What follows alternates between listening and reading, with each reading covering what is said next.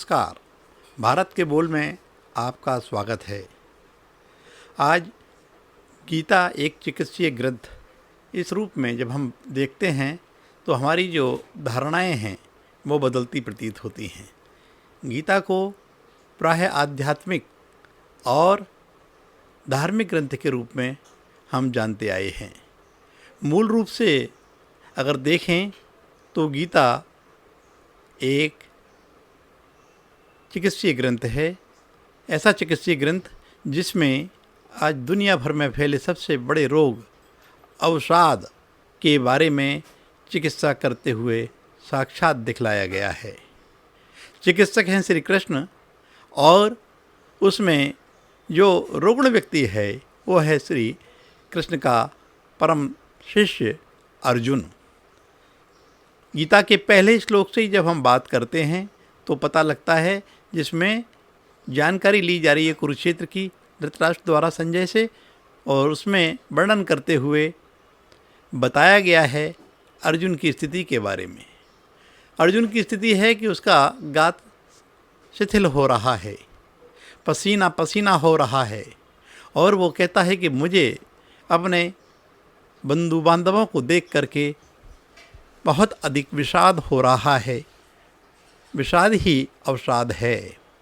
और श्री कृष्ण उस स्थिति को देख करके गीता के आगामी अध्यायों में अर्जुन की उस विषाद का ही उपचार करते हैं।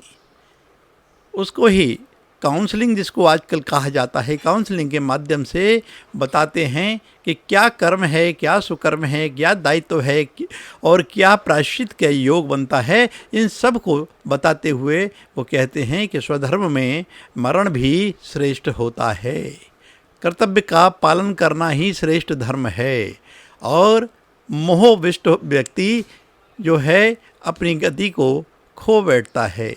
और इसी तरह से वह गीता के अध्याय 2 में अर्जुन से कहते हैं कि उठो और अपने कर्म में आप प्रवृत्त हो, यही आपकी सुगति है, यही आपका कर्म है।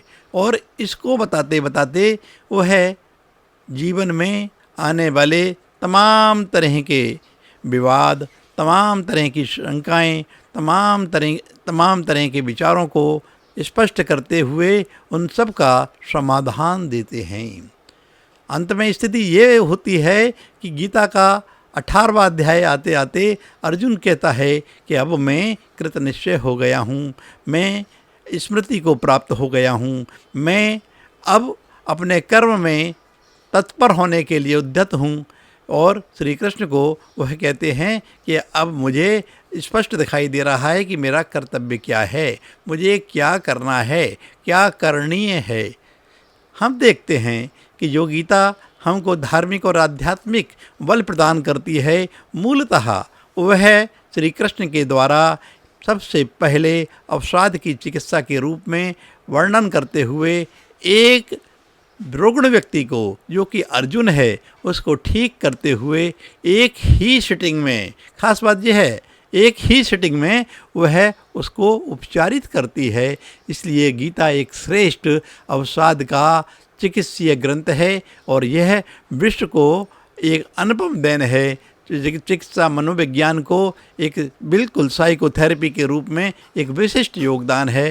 गीता को इसी रूप में देखा जाना है और गीता के इसी स्वरूप को यदि हम अपने जीवन में उतारते हैं तो निश्चित रूप से अवसाद से दूर हो सकते हैं और मोक्ष संन्यास योग, जो कि गीता का 18वां अध्याय है, उसको प्राप्त हो सकते हैं। मोक्ष संन्यास योग का तात्पर्य ये है कि हम मोहाविष्ट नहीं होते और अपने कर्तव्यों का त्याग नहीं करते, फलों की चिंता नहीं करते और कर्म को ही प्रधान मानते हैं। यही गीता का विश्व को शाश्वत संदेश है, यही भारत की एक विशिष्ट उपलब्धि है। इसलिए गीता एक गैर सांप्रदायिक लेकिन चिकित्सीय ग्रंथ के रूप में सर्वोपरि ग्रंथ है। आप इस चैनल को सब्सक्राइब करते रहें और लोगों को भी सब्सक्राइब कराते रहें। धन्यवाद। नमस्कार।